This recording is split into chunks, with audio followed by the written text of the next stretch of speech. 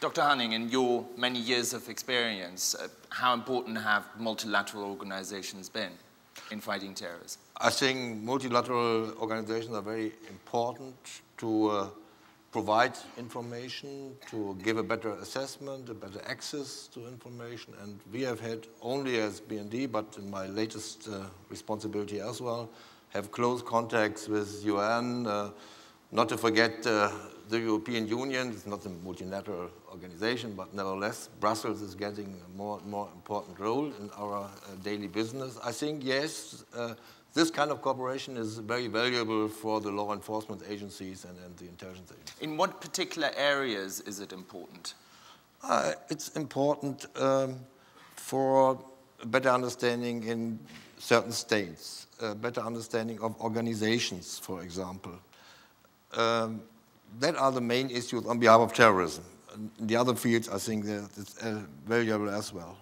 And there is a platform for exchange of information. And again, not only the data is important, it is very important to have this better understanding, a better access to the special situation in the countries, in the touched countries. And therefore, I think multilateral organizations could be very helpful. Eric, now, of course, you are biased, being a former director of the center here.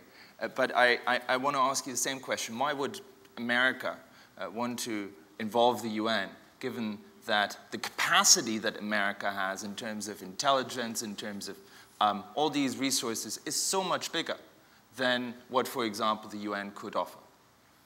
Shouldn't the world cooperate with America rather than America cooperating with the UN?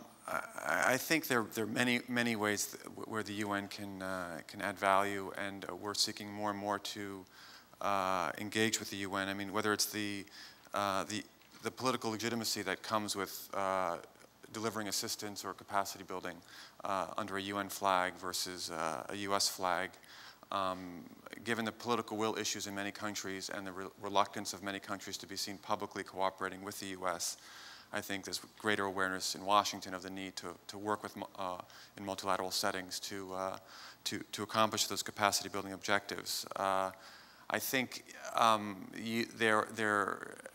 this goes for assessments, UN assessments by CTED and other parts of the UN. It's the objectivity that comes with that assessment is critical, and then it provides donors a common baseline for considering how to work with that country in building capacity.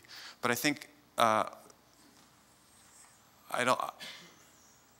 are many advantages to working with the UN here, but I think we have to be also aware of the limitations that the UN right now has, and that a lot of the ad hoc gatherings that have been facilitated by the Australians and others to bring practitioners together, to bring counterterrorism policymakers together, is because the UN itself is not necessarily the best forum for these governments to convene at an expert level. And I think that's our challenge to the next phase of our international cooperation, to see if we can develop more sustained cross-regional practitioner-to-practitioner cooperation and dialogue on all these core issues: border management, law enforcement, international legal cooperation, prison de-radicalization. The UN is just not there yet. It's great at delivering in the field to individual countries and at the regional level, but as a convener of policymakers and practitioners, away from the politically divisive discussions of terrorism that often dominate the UN, I think the jury's still out on that, whether the UN can deliver. Richard, you've heard it from the member states now. Would you say that's an accurate description of the sort of added value that you offer to them? Well, yes, I would, but I would like, obviously, to add a few things to what they said. Eric's absolutely right. The UN is brilliant at process and not particularly good at outcomes. I accept that. But I think that nonetheless, there are many ways that the UN can actually deliver outcomes effectively, and that's been shown particularly in this field of counterterrorism. I mean, Ambassador Patterson and Eric Rosand also mentioned this convening power. This convening power is enormously important. It really is. You talked about India, Pakistan. You have issues like Algeria and Morocco also, which are very critical to the whole business of counterterrorism, and of course in Southeast Asia, which you know very well too. There's all sorts of regional tensions which can much more easily be overcome under a UN flag than even under an Australian one, though I admire particularly what you've achieved with Indonesia.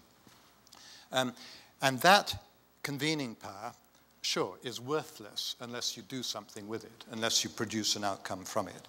But I think that the way that the UN is approaching some of these issues now, concentrating on particular groups of states, concentrating on particular issues, knowing its limitations, understanding, as Eric said, the importance of a proper normative base, proper legislative base in countries so they can deal with counterterrorism, getting awareness raised of the problems of one country understood better by other countries, getting countries to see that they face a common problem, despite all the bilateral noise that goes on around it. They face a common problem that they can deal with within the sort of more sterile box created by the UN.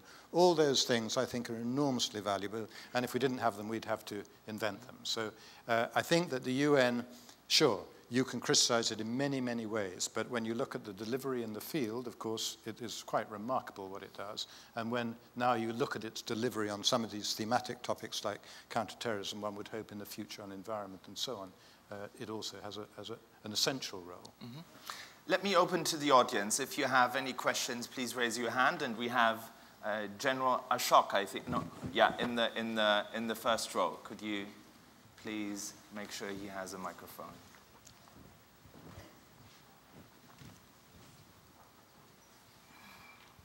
Thank you. My name is General Ashok Mehta, and I'm from India. On counter-terrorism cooperation, I've noticed that amongst the panelists, they were a bit hesitant in acknowledging the operational side of the cooperation. In fact, they said it has improved. So obviously, there is more that can be done.